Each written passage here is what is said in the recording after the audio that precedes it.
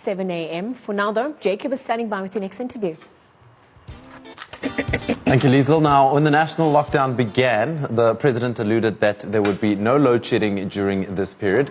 But Eskom embarked on stage 4 load shedding. Once the country entered level 3 of lockdown, the intermittent occurrence of load shedding has become a part of our daily lives. While the embattled national power supplier continues to struggle to keep the lights on, are there enough feasible plans for sustainable energy supply for the future? Now, joining us to discuss this, Hitachi-ABB PowerGrids Managing Director, Malvin Naika. Malvin, thank you for your time. Really appreciate it. Where are we now when it comes to things like load rationing and load shedding? Does it still look like we're going to experience a lot of that in the near future? Hi, good morning. Good morning, Jacob, and good morning to your viewers. A really difficult one to tell, right? So I think we are approaching an interesting time in this country. We were hoping to not see load shedding during the lockdown period. As you know, due to the lockdown, many industries are not back, so the load demand has significantly reduced. In fact, I've heard by as much as 40%. So it was really, really unfortunate that we were, forced to endure load shedding during this period. However, we remain hopeful, as a country, as citizens, as well as being involved in the sector, that with our continued support with Eskom and so forth, that we will be able to ride out the rest of this period, hopefully until the end of the year, before we see any further lockdown, any load shedding during the lockdown period. Malvin, what alternative sources of energy are available out there for the average person like you and I? Interesting, right? So, everybody's talking about this. How can we become independent from the likes of Eskom and our local municipalities? So there are a number of options, right? So there are some short-term options in terms of putting in an uninterruptible power supply or generator and so forth. But then there's more advanced solutions available, and one of those is putting in solar, right? So putting in solar on your roof if you are at home or if you're running a little business, and then coupling that with a what we call a battery storage system, right? So battery energy storage. So that's interesting, right? So we are fortunate in South Africa and in Johannesburg to have lots of sun. So when the sun is shining, we can use solar panels to generate electricity and basically keep the lights on. But then, on days when the sun is not shining, or in the evenings and at night, what do we do? So this is where we have solutions with batteries and stuff, that the solar can charge your batteries up to a certain point, and then you can tap into those batteries for usage when the sun is not shining. So these are really useful to supplying power to small homes, small businesses, and even industry. Right? So we can offer solutions that can power up small, medium, large industries, and even go up to grid level solutions, which is interesting enough we are talking to Eskom with right now. But Malvin, is that a solution that could be used by each and every South African, no matter where they're from, no matter what demographic? And is it affordable? Yes, so to answer the first part, it is something that can be used by each and every South African, no matter where you are in the country, no matter what the demographic is. And in terms of affordability, it is becoming more affordable, Jacob. Right? There was a time when renewables and solar and these type of solutions were unaffordable to most. Right now, they're becoming more and more affordable, more and more scalable, meaning that you can really scale them down so that they are fit for purpose. If you have a smaller application and your needs are small, fine. The more your requirements change and they become more, then you can scale on that. So they are really, really becoming affordable, partly because the technology is evolving rapidly at this point, and also partly because there are many players entering this space. So when there are more than one player, it increases competitiveness in this space. So really, it is becoming affordable, and it is an option that is available to most people within the country, most businesses, and so forth. I'm looking at people who are living in rural areas or townships where there is no power at all. They're not even on the grid at all. Would this be something that you would look at helping? Would these be the communities you'd look at helping? And where would you start in a township or a rural area where they've never experienced being on the grid, for instance? Yeah, I mean, so that's really interesting, and these sort of solutions are perfect for those regions or for those parts of the country where they've not had access to the electrical grid, right? Generally, we would assume that they've had some sort of power, so they would either be on diesel generators, or in some cases, no power at all, and they would be using fuels, right? So like paraffin and so forth.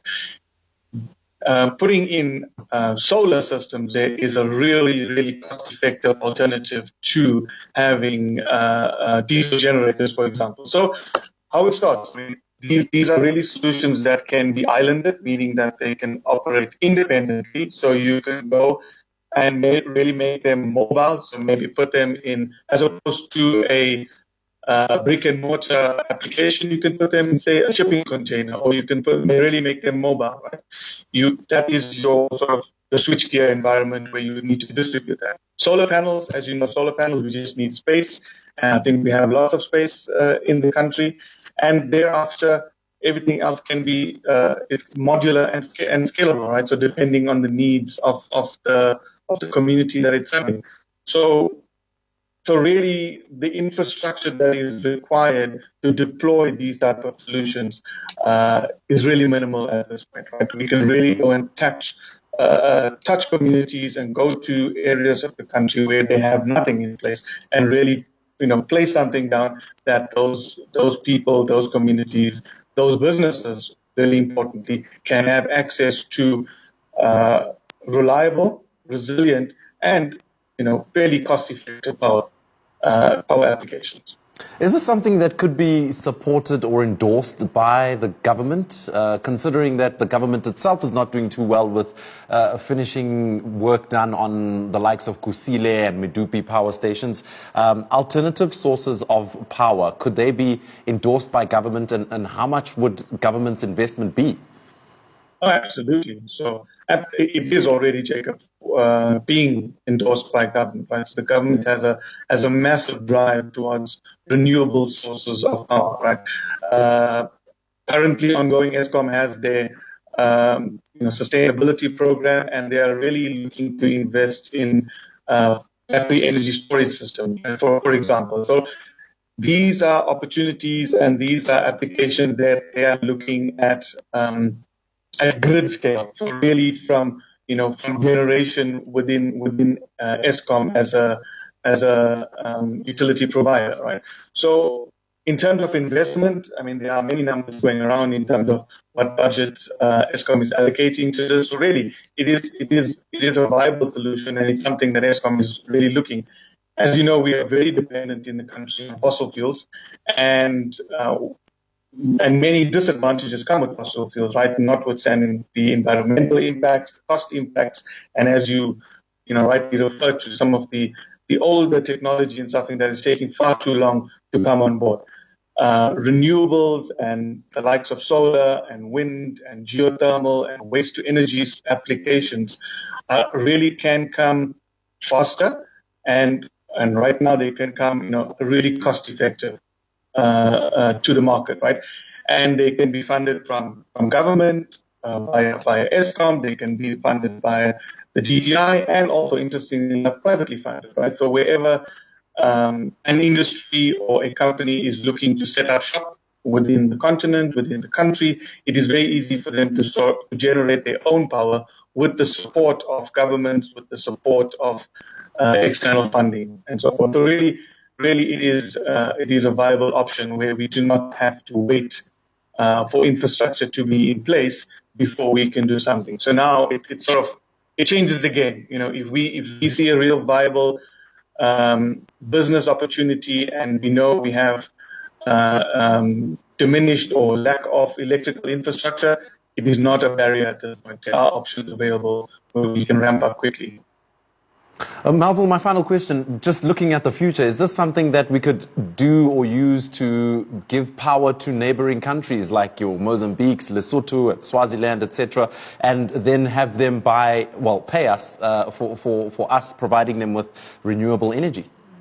Absolutely, absolutely, Jacob. So, whilst we have been really talking about localized grids and very small scale, these applications, these solutions that we are talking about, especially what we as Hitachi-ABB Power Grids bring, really allow us to scale up, right? So we can scale up to national power grids, and in what you are referring to transnational power grids, where we can really partner and collaborate with neighboring countries and being able to generate at one point and use solutions and systems that Hitachi-ABB now have or have had, but also bring to them in terms of distributing and transmitting these power across large distances, so high power across large areas or large distances that enable these collaborations and these partnerships to be really possible. So, really having collaboration between countries so that we can now cross borders for power is part of the energy revolution, right? So power is no longer intrinsic. It's no longer you generate for yourself in terms of a country or a utility. It's now putting the power into the hands of the people. So consumers of power can now become what are termed as prosumers. So you can actually produce power, use what you need, and push the rest into the grid. And the same goes now, when you're talking country-to-country collaboration or utility collaboration, where they can come together, produce power at a much, much bigger requirement or bigger rate, and then, transmit that power where it's required. So use what you need, transmit that power across borders, in this case, to other regions, other countries, other communities that need it, and just do not have or don't choose to have the option to produce the power. Thank you so much for your time. That was Malvin Naika, Managing Director at Hitachi-ABB Power Grids, helping us evaluate